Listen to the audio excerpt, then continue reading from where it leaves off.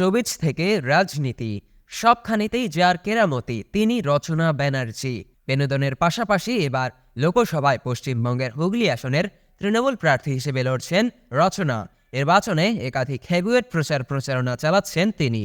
লোকসভা ২০২৪-এর দামাম যুদ্ধে রীতিমতো প্রচারের ঝড় তুলছেন হুগলি আসনের তৃণমূল প্রার্থী রচনা ব্যানার্জি। ওদিকে এবার সামনে আসলো চাঞ্চল্যকর তথ্য।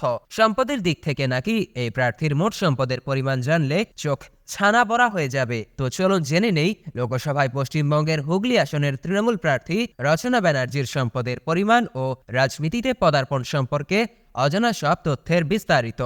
মূলত রচনা বন্দ্যোপাধ্যায় বাংলার জনপ্রিয় রিয়েলিটি শো দিদি নাম্বার ওয়ানের মঞ্চে মমতা বন্দ্যোপাধ্যায়কে অতিথি হিসেবে থাকার জন্য অনুরোধ জানাতে নবান্ন কার্যালয়ে যান। পাশাপাশি এও আশঙ্কা করা হচ্ছিল এবার রচনার রাজনীতিতে অভিষেক হচ্ছে। এরপর রচনার অনুরোধে মমতাও দিলেন সাড়া।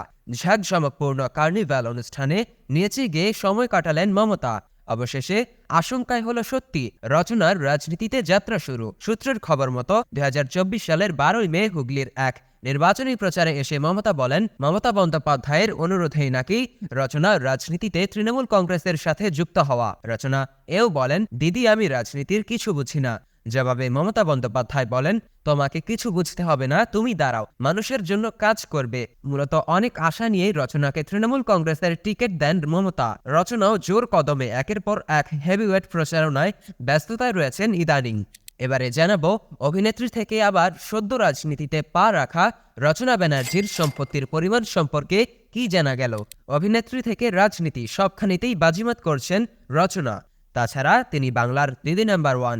ধন সম্পদের দিক থেকেও প্রার্থীদের থেকে শীর্ষে রয়েছেন রচনা। রচনার মোট সম্পদের পরিমাণ ৩৫ কোটি রুপি। ভারতের লোকসভা নির্বাচনে পঞ্চম দফায় মোট ৭টি আসনে প্রতিদ্বন্দ্বিতা করছেন প্রায় ৮৮ প্রার্থী। এদের সকলের শীর্ষে রচনার সম্পদের পরিমাণ। এই পর্যায়ে প্রশ্ন উঠতেই পারে, কিভাবে জানা গেল রচনার মোট সম্পদের পরিমাণ। মূলত নির্বাচনে প্রার্থী হিসেবে মনোনয়নপত্র জমা দেওয়া সম্পত্তির হিসাবের ভিত্তিতে রচনার সম্পদের পরিমাণ সম্পর্কে জানান কলকাতার অ্যাসোসিয়েশন অব ডেমোক্রেটিক রিফর্মসের এজিআর করা এক সমীক্ষা প্রতিবেদন। বিশেষ করে রচনা ব্যানার্জির সম্পদের পরিমাণ নিয়ে রীতিমতো সোশ্যাল মাধ্যমে আলোচিত এক ইস্যু হয়ে দাঁড়িয়েছে, যা নিয়ে রাজনৈতিক মহলে চলছে চুলচেরা বিশ্লেষণ। দেশ বিদেশের আলোচিত ও সময়োপযোগী সব ভিডিও নিয়মিত পেতে স্কেলফির সাথেই থাকুন। আর অবশ্যই সবার আগে আমাদের সব ভিডিও দেখতে স্কেলফি চ্যানেলটি এখনই সাবস্ক্রাইব করুন এবং পাশে থাকা বেল আইকনটিতে ক্লিক করতে ভুলবেন না। আর কমেন্ট করে আপনার মতামত জানান এবং ভিডিওটি ভালো লাগলে শেয়ার করে দিন। ধন্যবাদ এতক্ষণ সাথে থাকবার জন্য।